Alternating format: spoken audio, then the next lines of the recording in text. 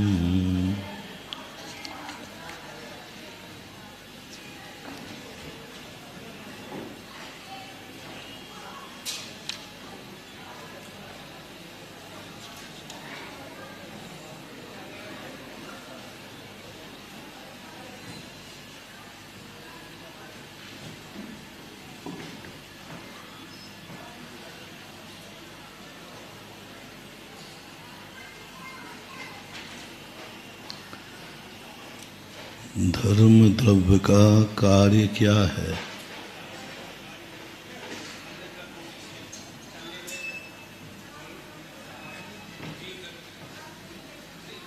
अधर्म द्रव्य का ठीक।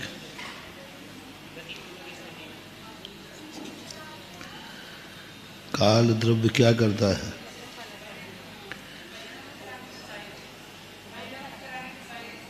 किनको?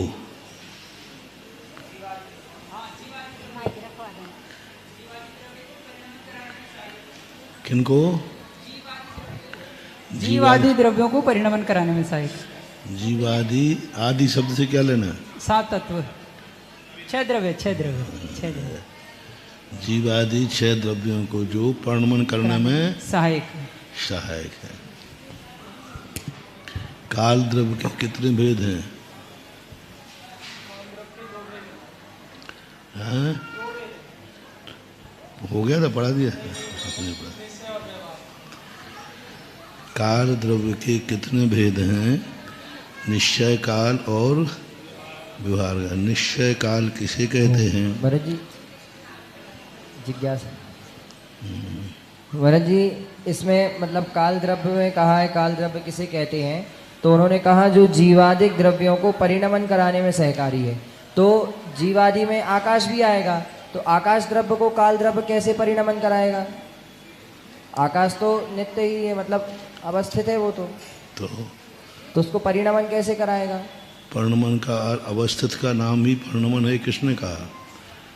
आगुण लघु गुण के निरंतर उनकी पर्यायें निकलती हैं। प्रत्येक धर्म द्रव्य अधर्म द्रव्य में क्या परिणमन हो रहा है? स्वयं में धर्म द्रव्य तो ऐसा है जो मतलब चलने में सहायक करता है। सहायक तो है, तो वो रहने में सहायक है। वो अवकाश दान दे रहा है। अवकाश दान भी तो दे रहा है छह द्रव्यों को। और अखंड होने से, जैसे पैर में कांटा लगने से आँख में आंसू क्यों आ गया? पैर में कांटा लगने से पूरे शरीर में आत्मा में वेदना हुई कि पैर में अकेले? आत्मा में हुई बस, क्योंकि अखंड है। इसी प्रकार आलोकाकाश आदि अखंड द्रव्य होने से संपूर्ण अखंड द्रव्य में एक साथ परिणमन चलता है। मात्र स्थिर हो जाने से कूटस्थ नहीं हो गया। अपने द्रव्य गुण पर्यायों में प्रत्येक द्रव्य अगुण लघु गुण के माध्यम से परिणमन करता है। पहले अध्याय में बता चुके हैं। ये अगुण लघु गुण जो है इसी में आया था। अगुण लघु गुण के माध्यम से निरंतर अर्थ पर्यायें निकलती रहती हैं। तो महाराज जी जो दिन और रात का भेद होता है, ये दिन रात से तो काल के ही परिवर्तन से होता है। अभी पढ़ो, पहले पूरा पढ़ो, जल्दी आगे मत पढ़ो। काल द्रव्य के दो भेद हैं, देखो आगे आ रहा है। काल द्रव्य निश्चय काल काल द्रव्य को निश्चय काल कहते हैं। अब काल द्रव्य को इन्होंने निश्चय काल कह दिया, ठीक है, क्योंकि यदि काल द्रव्य को कई स्थानों पर कहते हैं वर्तना, एक समयवर्ती पर्याय को निश्चय काल कहते हैं। लेकिन बिल्कुल उन्होंने सही कहा, क्योंकि निश्चय काल पर्याय को कहते हैं, तो पर्याय तो पर्याय ही होती है। तो निश्चय से जो द्रव्य को ग्रहण करता है, हालांकि इन्होंने पहले कह के आए थे निश्चय नय के दो भेद किए थे। हाँ, नहीं ऐसे नहीं, दो भेद किए थे, पर्याय आर्थिक नय और द्रव्यार्थिक नय और पर्याय आर्थिक नय, दो भेद निश्चय नय के किए। तो माइक मत लिया करो, सबका डिस्टर्ब होता, माइक रख लो। क्या होता है, द्रव्यार्थिक और पर्यायार्थिक नय दो भेद किए थे ना, तो द्रव्यार्थिक और पर्यायार्थिक नय इन्होंने निश्चय नय में ले लिए। अब इन्होंने जब निश्चय नय लिए थे तो यहाँ उनका निश्चय काल जो है वह बाधित हो रहा है। लेकिन बाधा इसलिए नहीं हो रही है कि यहाँ निश्चय नय की बात नहीं है, निश्चय काल की बात। निश्चय नय के दो भेद किए थे, द्रव्यार्थिक और पर्यायार्थिक, लेकिन यहाँ नय की विवक्षा नहीं है, निश्चय काल और व्यवहार। नय नहीं लगाना है, निश्चय नय लगाना मूल, निश्चय यानी मूल। जैसे जीव का निश्चय, जीव निश्चय से जीव है, काल द्रव्य अपने आप को कहना यही निश्चय है। पर्याय में आ जाएंगे तो फिर गलत हो जाएगा, फिर वो व्यवहार काल में आएगा। ये काल द्रव्य को कि घड़ी दिन मास आदि पर्यायों को व्यवहार काल कहते हैं। यहाँ कई आचार्यों ने समय को निश्चय काल में लिया, पर इन्होंने समय को ध्यान में नहीं रखा। अब एक और तो कह रहे हैं काल द्रव्य को निश्चय काल कहते हैं, तो समय किस में आएगा? वर्तना, वर्तना जो है ना, वर्तना समय, तो वर्तना निश्चय काल में आना चाहिए कायदा से, तो वो इन्होंने ग्रहण नहीं कर पाए। और नीचे भी समय को ग्रहण नहीं कर रहे हैं। घड़ी घंटा आदि तो व्यवहार काल हैं। व्यवहार किसे कहते हैं? व्यवहार का दो रूप होते हैं, भेदस्तु व्यवहारा, जो द्रव्य और गुण पर्यायों में भेद डाले वह व्यवहार है। दूसरा है जो पर के निमित्त से होता है वो व्यवहार है। तो यहाँ घड़ी घंटा आदि किसके निमित्त से हो रहे हैं? घड़ी घंटा आदि पुद्गल द्रव्य, पुद्गल द्रव्य के आश्रित होने से यह सारा परिणमन हो रहा है। बिना घड़ी घंटा आदि क्या बिना पुद्गल द्रव्य के संभव है? घड़ी आपकी यही घड़ी नहीं, सूरज की सही। पहले लोग सूर्य की छाया देखकर बनाते थे, भाई इतना सूर्य आ गया, इतनी छाया आ गई, इतना आ गया, छाया को देख के बनाते थे। तो पर के आलंबन से जो काल को नापा जाता है वह व्यवहार काल कहलाता है। इसलिए श्वेतांबर लोग व्यवहार काल मानते ही नहीं। वो कहते व्यवहार काल कोई चीज़ नहीं है, व्यवहार काल हमने थोपी है। हमने एक घड़ी में बता दिया कि इतने रूप चलेगा तो व्यवहार काल आ जाएगा। हमने 12 घंटे हमने बनाए हैं, ना कि काल ने बनाए। हम दिन 16 घंटे का कर दे तो, हम 24 घंटे का कर दे तो हम 30 मिनट का घंटा बना देंगे। हम 50 से 30 सेकंड का मिनट बना देंगे। मुहूर्त अलग चीज हो रही, मुहूर्त वो आवली से चल रहा है। पर का आलम्बन, देखो इन्होंने मुहूर्त नहीं लिया। सभी आचार्यों ने जब तक पर का आलम्बन नहीं लिया उसको व्यवहार काल में नहीं ले रहे। जैसे समय है, मुहूर्त है, तो ये जो श्वासोश्वास है, अब श्वासोश्वास भी अपने आप में पर का आलम्बन हो गया।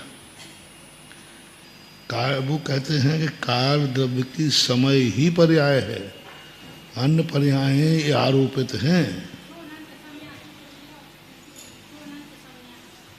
बस यही समझ लो, हमें कोई आपत्ति नहीं। समय ही पर्याय है, समय ही काल है। काल व्यवहार काल काल द्रव्य की पर्याय नहीं है, ऐसा उनका कहना है। तो काल द्रव्य की पर्याय होवे या ना होवे हमें इससे मतलब नहीं, लेकिन काल का ज्ञान हो रहा है कि नहीं। दिगंबर जैन धर्म कहता है व्यवहार किसे कहते हैं? जिसके माध्यम से वह पहचाना जाए। पर व्यवहार से पिछी वाला ये मुनि हैं, क्योंकि पिछी वाले हैं तो पिछी लक्षण बन रहा है कि नहीं, घड़ी घंटा आदि हमें पहचानने में आ रहा है कि नहीं। लेकिन वो ये कहते हैं घड़ी घंटा हमारे द्वारा आरोपित है, इनको हम अपनी कल्पना बदल सकते हैं, कल्पना मात्र है। हम सब लोग मिलकर के 60 घड़ी 60 मिनट का 1 घंटा मानते हैं। हमने कह दिया 30 मिनट का 1 घंटा होता है। दिन में 24 घंटे होते हैं, दिन रात में 48 घंटे होते हैं। हम घड़ी ऐसी बना देंगे, बन सकती है कि नहीं, बन देगा।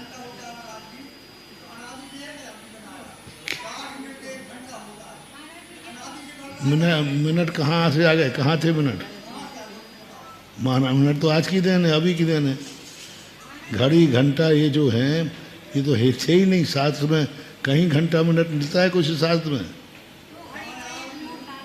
घड़ी मिलता है, घटी जो अपने यहाँ है वो स्वाद से नापी गई, स्वाद प्रमाण से नापी गई। फल है सब नापे गए हैं, स्वाद से नापी गई है। अब स्वाद में कितने समय का अंतर आ सकता है? सभी का स्वाद एक सा हो, कोई नियम नहीं। स्वस्थ व्यक्ति का भी लेवे तो कितने समय तो बहुत बारीक चीज है, अरे इनमें भी अंतर आ सकता है। ये सब स्थूल साधन है, ये मान्यता के साधन है। शास्त्रों में समय लिखा, समय के बाद आवली लिखा, आवली के बाद घटी लिखा, घड़ी नहीं, घटी बस। घटी के बाद एक पल और आता है, नहीं वो पल नहीं, वो पल्य है नहीं, पल विपल ऐसे आते ना शब्द ज्योतिष में। हाँ आते ना, पल विपल, कला वगैरह। हाँ कला, पर मुहूर्त बस। अंत में क्या दे दिया? मुहूर्त। और मुहूर्त के बाद आएगा दिन। मुहूर्त को कितना आ गया? दिन आ गया। तो कितने का? 30 मुहूर्त का 1 दिन होता है, 30 घड़ी का। हाँ 30 मुहूर्त का 1 दिन रात। हाँ 30 मुहूर्त का, हाँ तो 30 मुहूर्त का हो जाएगा। 30 का हो गया, फिर मास आएगा, फिर अयन आएगा। 30 मुहूर्त हो गया क्या? 1 दिन रात। हाँ तो हम कह रहे हैं 30 मुहूर्त का नहीं, 30 घड़ी का 1 दिन, 60 घड़ी का 1 दिन रात। तो घड़ी के बाद मुहूर्त आता है, मुहूर्त के बाद मिनट, सेकंड, घंटा। हाँ आगम में कहीं सेकंड मिला, मिनट मिला, घंटा मिला नहीं मिला। तो कहते जैसे हमने घड़ी घंटा बना लिए हैं, ऐसे ही आरोपित हैं घटी मुहूर्त आदि सब। ये दिन है, दिन भी कभी एक समान नहीं होता। वो कहते दिन भी एक समान नहीं होता, नहीं होता। प्रत्येक दिन में कुछ ना कुछ अंतर है कि नहीं? है, प्रत्येक दिन में अंतर है। कोई घट रहा है, कोई रात्रि में भी अंतर है। तो फिर हम कैसे काल की गणना करें? अहोरात्र का हम कहते हैं इतने अहोरात्र का दिन रात होता है, वहाँ तिथियाँ आगे पीछे घट रही बढ़ रही। 1 माह में 1 मुहूर्त घट जाता है या बढ़ जाता है। वो कहते हैं ये सब कल्पना, निश्चय। काल द्रव्य की पर्याय क्या दूसरे के अधीन है? काल द्रव्य जो अपनी पर्याय निकाल रहा है उसमें घटाबड़ी क्यों की जा रही है? इसका अर्थ है कि व्यवहार काल में घटाबड़ी होती है। कोई घड़ी धीमी चल रही, कोई घड़ी पीछे चल रही।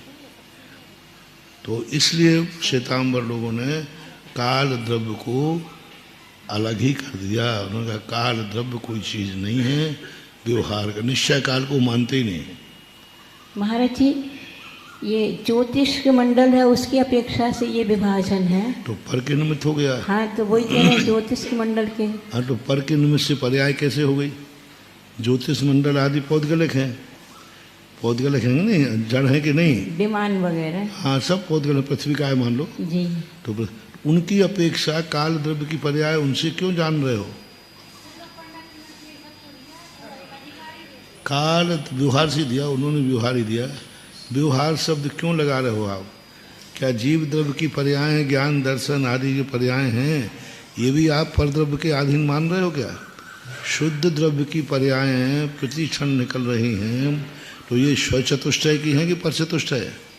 स्वचतुष्टय के। शुद्ध की, अशुद्ध जी, की ठीक है। जी। जीव में जो भी पर्याय मिल रही हैं, अनंत शोक आदि, तो ये सब तो इस अपेक्षा से, कुछ अपेक्षा से ठीक है, लेकिन उनका मानना ऐसा ठीक नहीं है, क्योंकि निश्चय काल को तो मानना ही पड़ेगा। व्यवहार काल आरोपित हो सकता है, लेकिन निश्चय काल आरोपित नहीं हो सकता। वो कहते हैं काल द्रव्य की जरूरत ही नहीं है। जब द्रव्य का स्वभाव उत्पाद व्यय ध्रुव है तो वो परिणमन करेगा, वो परिणमन उत्पाद व्यय ध्रुव चले रहेगा। पर जैनाचार्य कहते परिणमन करना स्वभाव है, लेकिन परिणमन बिना आलम्बन के थोड़ी होगा। आलम्बन तो कोई ना कोई लेगा। ठीक है, जीव का चलना सक्रिय स्वभाव है, लेकिन चलने के लिए कुछ तो चाहिए। गाड़ी स्टार्ट करोगे तो चलेगी, लेकिन कहाँ चलेगी? हाँ, तो इसलिए निश्चय काल को मानना ही चाहिए, अन्यथा बनेगा नहीं। लेकिन उनका तर्क बता रहा है, उनका तर्क ये है कि निश्चय काल कोई चीज़ नहीं है, व्यवहार काल भी कोई काल की पर्याय नहीं है। पुद्गल की पर्याय में हमने मापदंड रख लिया है, तो हम अपना व्यवहार चला रहे हैं। बस इतना बज गया तो इतना बजा, कोई काल में कभी नहीं बचता कि कितने बज गए। काल में दिन रात का भेद नहीं होता है, तो पुद्गल की पर्याय है। प्रकाश किसकी पर्याय है? पुद्गल की। अंधकार पुद्गल की। तो दिन रात किसके हुए? पुद्गल के। तो फिर भेद कहाँ है दिन रात के? पुद्गल तमस छाया है ना, आता बुद्धोद। तो ये जो दिन आ रहा है किसकी पर्याय है? ये पुद्गल द्रव्य की पर्याय है। हाँ, भाव, लेकिन पुद्गल की है कि नहीं? पर शब्द बंद सूक्ष्म स्थूल बंद तमस छाया और अंधकार पुद्गल की पर्याय है। तो जब ये पुद्गल की पर्याय हैं, तो दिन रात को आप काल की पर्याय क्यों कहते हो? क्योंकि आगम स्पष्ट कह रहा है पुद्गल की पर्याय है। तो काल द्रव्य में ना तो दिन है, ना रात है, ना वर्ष है, ना कुछ है, ये तो सब व्यवहार हैं। इसलिए वो निश्चय न से काल को ही खत्म कर दिया उन्होंने। बोले काल द्रव्य नाम की कोई चीज है ही नहीं। और अपना कहना है जैनाचार्यों का कि नहीं, बिना इसके भले ये पुद्गल में हो रहा है। समय अंधकार है सो दिन रात नहीं है, प्रकाश है सो दिन रात नहीं है। काल द्रव्य अपना नियत काल में परिवर्तन कर रहा है कि नहीं? जहाँ 12 घंटे 24 घंटे दिन है, तो क्या वहाँ कोई घड़ी घंटा नहीं है? वहाँ भी घड़ी चलती है। नहीं तो वहाँ लोग मजदूरी कैसे करेंगे? 8 घंटे हो गए, कैसे मारेंगे? तो ऐसे कई बात है। तो इसलिए निश्चय काल का जो परिवर्तन है उसको मानना चाहिए। काल घड़ी घंटा आदि मास आदि पर्यायों को व्यवहार काल कहते हैं। व्यवहार के समझ गए ना? व्यवहार काल क्यों कहा इसे? पर के आलम्बन से जब कोई कार्य होता है तो उस कार्य को क्या कहते हैं? व्यवहार कहते हैं। द्रव्य का है लेकिन व्यवहार माना जाएगा।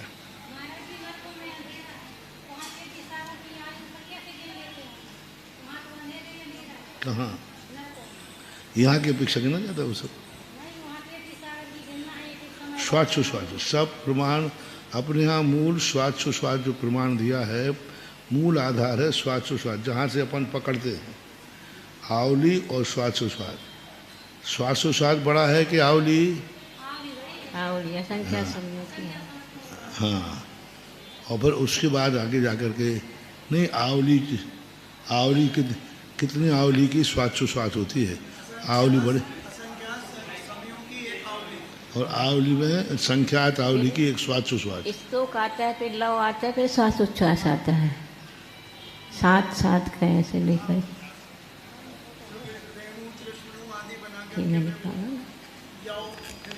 नहीं, वो तो अंगुर के नाप में हो उसमें। हाँ, वो तो उसके प्रमाण में आ जाएगा। तो अब इस प्रकार से पर के आलम्बन लेकर के जब चलते हैं, पंचास्तिका में महाराज जी गाथा दी है ना, उन्ना निमिष वगैरह को लेकर के नाड़ी कट्टा ऐसी गाथा आती है, उसमें भी है। उसमें नाली को घड़ी का ही दूसरा रूप दिया। 24 मिनट की एक नाली होती है, दो नालियों का है। हाँ, दो नाली की एक मुहूर्त होता है। नाली और घड़ी एक ही चीज है। पर्याय किसे कहते हैं? गुण के विकार को पर्याय कहते हैं। अब ये परिभाषा थोड़ी सी विशेष प्रकार की होती है, क्योंकि गुणों के ही विकार को क्यों कह रहे हैं? क्या द्रव्य की पर्याय नहीं होती है? द्रव्य की पर्याय होती है, तो गुणों के विकार को क्यों कहते हैं? तो ये परिभाषा अव्याप्ति दोष से ग्रसित है। लेकिन इसलिए कहते हैं कि द्रव्य वही परिणमन करता है जो गुण करते हैं। स्वयं में पुद्गल द्रव्य का स्वरूप क्या है? पूरण गलन, नष्ट होना आदि। तो ये नष्ट किसके द्वारा होता है? देखने में गुणों के द्वारा आता है। गुणों के परिणमन से ही परिणमन होता है। इस अपेक्षा से कह दिया गया, वस्तुतः यह पूर्ण नहीं है। फिर भी पर्याय के कितने भेद हैं? दो, व्यंजन पर्याय और अर्थ पर्याय। प्रदेशत्व गुण के विकार को व्यंजन पर्याय कहते हैं। व्यंजन पर्याय के कितने भेद हैं? स्वभाव व्यंजन पर्याय और विभाव व्यंजन पर्याय। स्वभाव व्यंजन पर्याय किसे कहते हैं? बिना दूसरे के निमित्त से जो जन पर्याय होती है, जैसे जीव की सिद्ध पर्याय। अब ये जो सिद्ध पर्याय है, द्रव्य की सिद्ध पर्याय अनादि अनंत काल ही होगी कि कभी परिणमन करेगी? कोई निमित्त नहीं हुआ, बिना निमित्त के स्वाभाविक परिणमन है। गुणों का है केवल ज्ञान आदि जो पर्याय हैं, ये स्वभाव गुण व्यंजन पर्याय मानी जाएंगी। ऐसा है। विभाव व्यंजन पर्याय दूसरे के निमित्त से जो व्यंजन पर्याय होती है वो विभाव व्यंजन पर्याय कहलाते हैं। जैसे जीव की नर नारक आदि पर्याय। ये नर नारक आदि पर्याय किसकी हैं? दूसरे का निमित्त कहाँ है इसमें?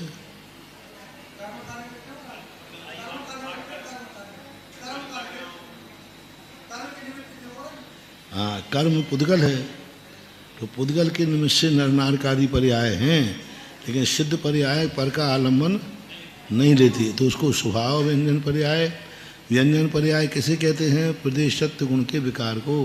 यानी सिद्ध पर्याय जो धारण की है उन्होंने, वो कभी मिटने वाली नहीं है, लेकिन नर नारक आदि पर्याय मिटती हैं। इसलिए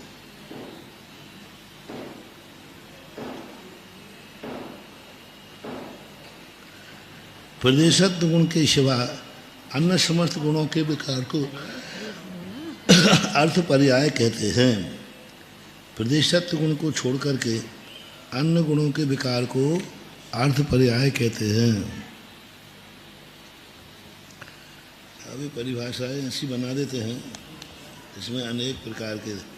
प्रदेशत्व गुण को विकार को व्यंजन पर्याय कहते हैं। व्यंजन पर्याय में भी तो प्रति समय परिणमन तो चल ही रहा है।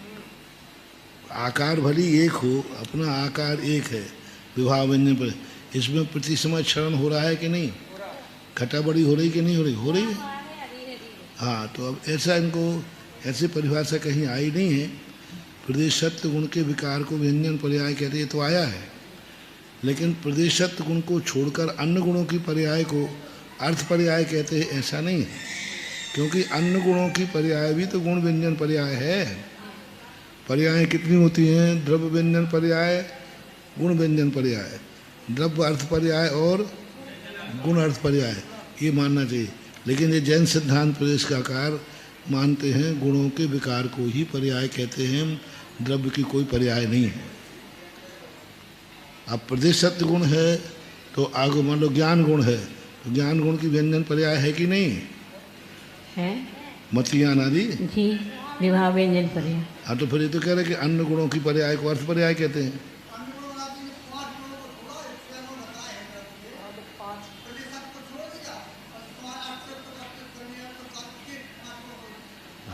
हाँ, तो इन्हीं के अस्तित्व वस्तित्व द्रव्यत्व आदि जो हैं, इनके गुणों की अर्थ पर्याय कहते हैं। ये कैसे कथन बनेगा? क्योंकि ऐसा कोई गुण नहीं जिसकी अर्थ पर्याय नहीं हो, ऐसा कोई गुण नहीं जिसका वो व्यंजन पर्याय नहीं हो। व्यंजन पर्याय के बिना अर्थ पर्याय नहीं बनती है। और अर्थ पर्याय के समूह का नाम ही तो व्यंजन पर्याय होता है। प्रत्येक गुण की अपने आप में व्यंजन पर्याय भी है और अर्थ पर्याय भी है। पर ये कहते हैं कि नहीं, मात अकेले प्रदेशत्व गुण को व्यंजन पर्याय कहते हैं, बाकी को सबको अर्थ पर्याय कहते हैं। ये इनकी मान्यता है। अगुरु लघु गुण के माध्यम से महर्षि नहीं माने। अगुरु लघु गुण के विकार को अर्थ पर्याय कहते हैं, जी। कोई बाधा नहीं। तो अगुरु लघु गुण तो प्रदेशत्व गुण में भी है। अगुरु लघु गुण कितने हैं? अनंत है। अनंता। क्यों अनंत हैं? जितने गुण हैं उतने अगुरु लघु गुण हैं। तो गुण कितने हैं प्रत्येक द्रव्य में? अनंत। अनंत है। तो अनंत अगुरु लघु है।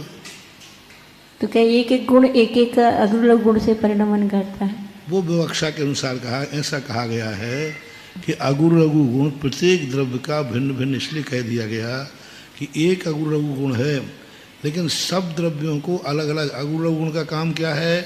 भंडारी है, जो अविभागी प्रतिषेध हैं उन शक्तियों का बंटवारा करता है। किस गुण को कितनी शक्ति देना, तो पहले से निश्चित है कि यह गुण इतनी ही शक्ति वाला हो। जैसे ज्ञान गुण है, ज्ञान गुण को 100 अविभागी प्रतिषेध दिए, तो दर्शन गुण को उससे अनंत गुण देना है। 100 गुणे 100 यानी 10,000। 10,000। 10,000 हो गया ना? जी। तो 10,000 देना उनको गुण। तो ये पहले से निश्चित है। तो अगुरु लघु गुण का अर्थ है हीनाधिक करना, बंटवारा करना। तो उन्होंने अनंत अगुरु लघु गुण कह दिए विभाजन के भी। तो अनंत में प्रदेशत्व गुण को छोड़ा है क्या? ऐसा तो नहीं कहा कि अगुरु लघु गुण प्रदेशत्व गुण को शक्त्यंश नहीं देता है, उसके भी शक्त्यंश होते हैं। तो ये परिभाषा जो बना रहे हैं, इसमें जब पूरा सब समूचा जब विषय को ग्रहण करेंगे तो अव्याप्ति दोष उसमें आएगा। यह कहना चाहिए इनका ऐसा मत है।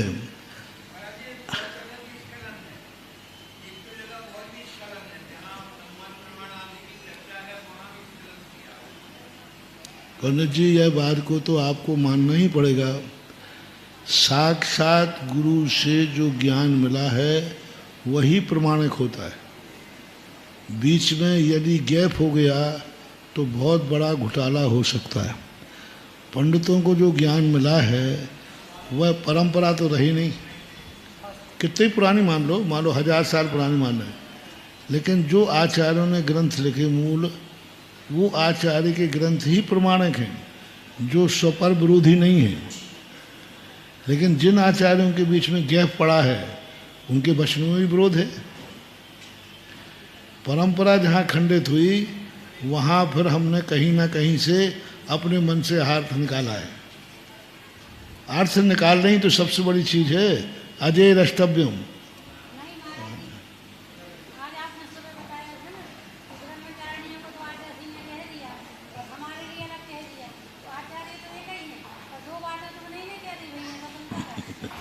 नहीं, बस सिद्धांत में ऐसा नहीं होता है, ये चरणानुग में होता है। चरण ये आचार्यों की कुशलता है।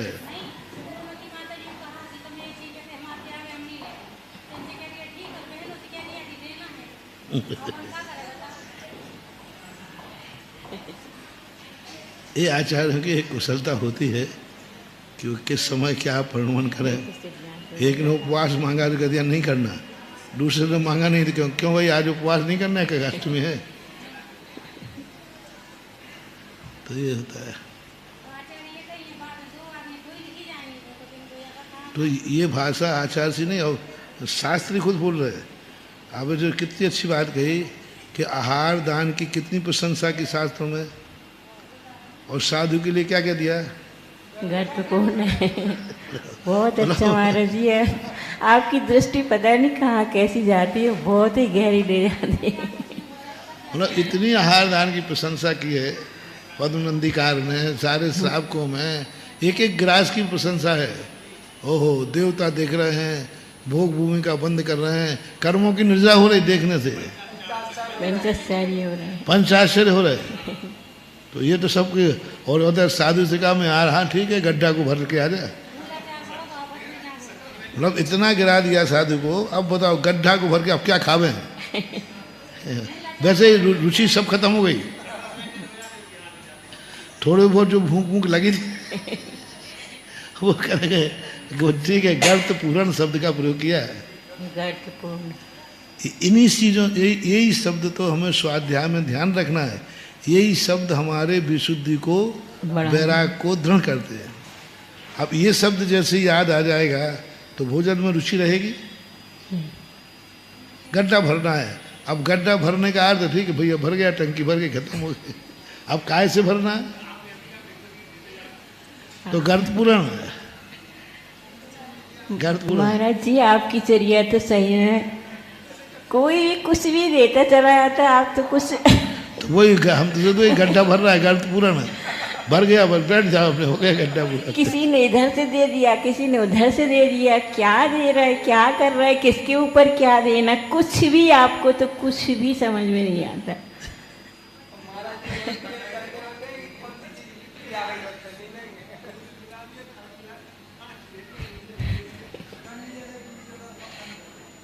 गर्त पूर्ण है। जैसे गड्ढे में मसाला डाल दो, गिट्टी डाल दो और बेलन चला दो क्या कर। पर वहाँ अपन जो गर्त पूर्ण शब्द दिया, वहाँ उनका दृष्टि देखो। आज उस बात का प्रवचन था कि दृष्टि देखो, उसी बात को इस रूप में प्रस्तुत कर दिया, उसी बात को इस रूप में प्रस्तुत कर दिया। प्रश्न ये था, सवाल पेट भरने का नहीं है। पेट तो कुत्ता भी भर रहा है कि नहीं, पक्षी भर रहे हैं कि नहीं, तो तुम भर रहे हो, तो अंतर क्या है? कुछ अंतर तो बताओ। अंतर तो बताओ कि भाई तुम में और उसमें क्या अंतर। तुम पेट भरने के लिए इतनी मेहनत कर रहा है, व्यापार कर रहा है, धंधा कर रहा है, सर्विस कर रहा है, वो तो कहता मैं तो कुछ नहीं कर रहा हूँ, 3-4 घरों में पूछ लाता हूँ और पेट भरता है कि नहीं उसका बेचारे कि नहीं भरता है। पर अंतर बताओ क्या है। पर वही तो कह रहा अंतर बताओ, उसका अंतर बताना पड़ेगा। तुम कुछ बिना विचारे खाते हो, हम विचार खाते हैं। तुम जब चाय खाते हो, तुम जहाँ चाय खाते हो, यही अंतर तो बताना पड़ेगा। और अंतर क्या बताओगे? खा तो तुम रहे हो, ये तो पक्का है। ये तो नहीं कहता कि तू खाता है मैं खाता नहीं हूँ, वो कहता है गड़बड़ मत करो, तुम भी खा रहे हो, तुम्हारे महाराज भी खा रहे हैं। अब हम कहें कि श्रावक भी भूख लगती, वो भी भरता है, महाराज भी भरते, तो दोनों खा रहे हैं, इसमें कोई संदेह नहीं। लेकिन दोनों में अंतर है कि नहीं? वो अंतर का नाम ही है साधना, उस अंतर का नाम ही है मानव, उस अंतर का नाम ही है जैन। बाकी तो सब मनुष्य हैं। तुम जैन क्यों हो? जो अजैन कर रहे हैं वही तुम लोग कर रहे हो। वो भी सोते हैं, तुम भी सोते हो, वो भी जागते हैं, तुम भी जागते हो, वो भी पेस्ट करते तुम भी करते, वो भी नहाते तुम भी नहाते, वो भी भोजन कर रहे तुम भी कर रहे। अब जैन अजैन का कोई तो अंतर डालोगे, कहाँ डालोगे अंतर? तो बस उसी अंतर को ज्ञान कराने के लिए। फिर महाराज जी आपका तात्कालिक का ही चिंतन समझ में आता है, आप वहीं के वहीं आपका चिंतन भी हो जाता है और बोल भी देते हैं। तो वही तो सही है, ओरिजिनल तो वही है। प्री प्लानिंग से बोलने से अच्छा नहीं लगता, वो तो प्री प्लानिंग है। ओरिजिनल जो सहज में आ जाए, निकलता है, बोलते बोलते निकल जाए, वो सही है। आगम विरुद्ध नहीं होना चाहिए। नहीं आगम, हाँ, आगम विरुद्ध नहीं होना चाहिए, बाकी तो सब चलेगा। वो बिल्कुल सहज सरल, ऐसा नहीं कि खूब एक मतलब ऐसा कठिन जैसा लग रहा हो कि समझ में नहीं आ रहा, पूरी बात समझ में आती है। प्रवचन यदि श्रोता के सिर पर से निकल जाए तो वक्ता की गलती है, और प्रवचन हृदय में से निकल जाए तो श्रोता की गलती है। यदि सिर पे से निकल जाए तो वक्ता ही गलती, काहे को सुनाने बैठे हो, उसको कुछ समझ में आ ही नहीं रहा है। और हृदय में से निकल जाए तो श्रोता ही गलती, अपन क्या करना, उसको बुझाने से काम देना। किसी को नींद तो आ ही नहीं सकती आपको।